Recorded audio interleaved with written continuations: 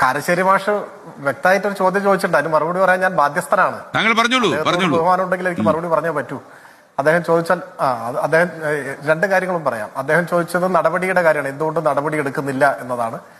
അദ്ദേഹത്തിന്റെ ചോദ്യം ഞാൻ ഒരിക്കലും പുച്ഛിച്ച് തള്ളുന്നില്ല, ഞാൻ അത് ഗൗരവമായി തന്നെ എടുക്കുന്നു. അതിൽ ഞങ്ങളുടെ പാർട്ടിയുടെ നിലപാട് പാർട്ടി സെക്രട്ടറി തന്നെ വിശദീകരിച്ചിട്ടുള്ളതാണ്. എങ്കിലും ഞാൻ ഒന്നുകൂടി ഇവിടെ പറയാം.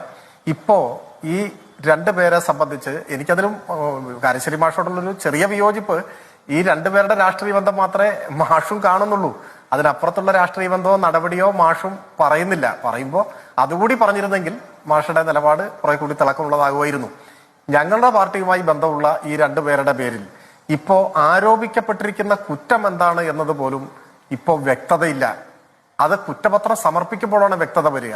അവർ ഭരണപരമായ വീഴ്ച വരുത്തി എന്നതാണോ, അവർക്ക് നേരിട്ട് തട്ടിപ്പിൽ ബന്ധമുണ്ട് എന്നതാണോ, ബോധപൂർവം തട്ടിപ്പിന് കൂട്ടുനിന്നു എന്നാണോ, യാദൃച്ഛികമായി അവരുടെ വീഴ്ച തട്ടിപ്പിന് ഇടയായി എന്നാണോ, ഇനി തട്ടിപ്പിന് നേതൃത്വം കൊടുത്തു എന്നാണോ, ഇതൊന്നും അറിയില്ലല്ലോ മാഷേ, നമുക്ക് ആർക്കും അറിയില്ല.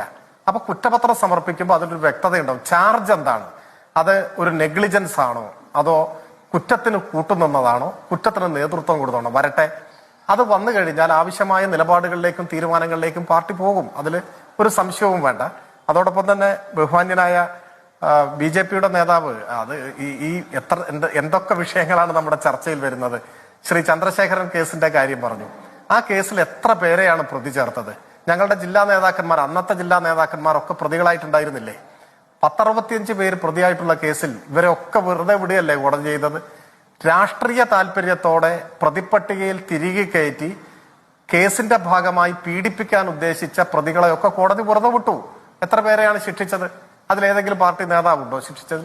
ഞങ്ങൾ അന്നും ഇന്നും പറഞ്ഞിട്ടുള്ളത് അന്വേഷണങ്ങൾ നേരായ വഴിയിൽ നടക്കണം.